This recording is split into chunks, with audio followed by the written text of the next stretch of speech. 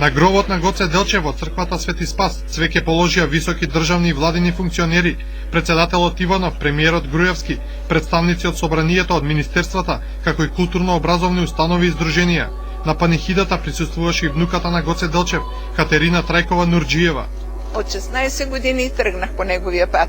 Косата ми побелена 22 години во затвор во Штип како учителка.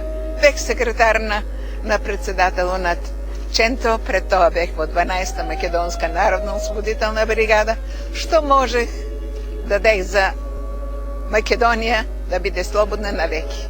Делегација на советниците од град Скопје цвеќе положија пред споменикот во градскиот парк. Со положување венци на гробот во црквата Свети Спас, денеска Македонија прослави 107 годишнината на смртта на својот најголем револуционер Гоце Делчев, во присуство на неговата единствена жива внука, 87 годишната Катерина Трајкова Нурџиева. Свежо цвеќе положи целиот државно-владин врв и бројни делегации. Новиот споменик на Гоце Делчев на Скопскиот плоштад се уште не е доработен, па воопшто не беше вклучен во официјалната програма. Сепак, годишнината искористи градоначалникот на Центар Тодоровиќ за да направи обиколка на конјаниците 3 дена по нивното поставување. Повтори дека се решиле за нивна монтажа ноќе и без претходна најава поради комплицираниот транспорт. Целата работа беше за да тие се постават и тука ви ги видите. Транспортот као транспорт не е нешто атрактивен за со као вест да се оптеретува јавноста дека се транспортираат. Еве ги, тие се тука, сега може да ги сниме подобро, да ги видите подобро и се надевам не постои македонец што не е горд за оваа работа.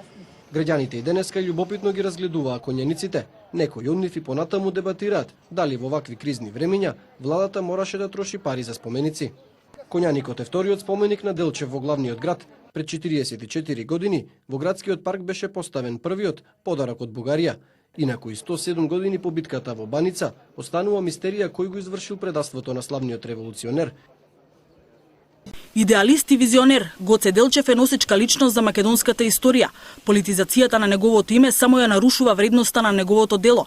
Затоа граѓаните сметаат дека 4 мај треба да се одбележува подостоинствено. Манифестација растоварена од политика, на која на помладите генерации ќе им се објасни што всушност револуционерите сториле за државата. Кога би се организирало свечано се прослави, треба власта, политички партии да повика народ па ној плоштад одека на други места, има една веселба, да кажи некој збора на децата млади. Треба малце по да се одбележи некако пославно. Гоце Делчев е идеолог, учител. Традиционално и оваа година, со панихида на гробот на Гоце Делчев во црквата Свети Спас во Скопје, државниот врв ја одбележа 107 годишнината од смртта на идеологот на македонската револуционерна борба. Цвеќе на ново поставениот споменик на плоштадот во Скопје немаше. Проблемот бил непристапниот терен, вели градоначалникот Тодоровиќ. Па не стасавме да тоа изгледа пристојно, знаете, неколку дена фалат, се надевам дека до викендот ќе се заврши конечно во целост постаментот и околината негова.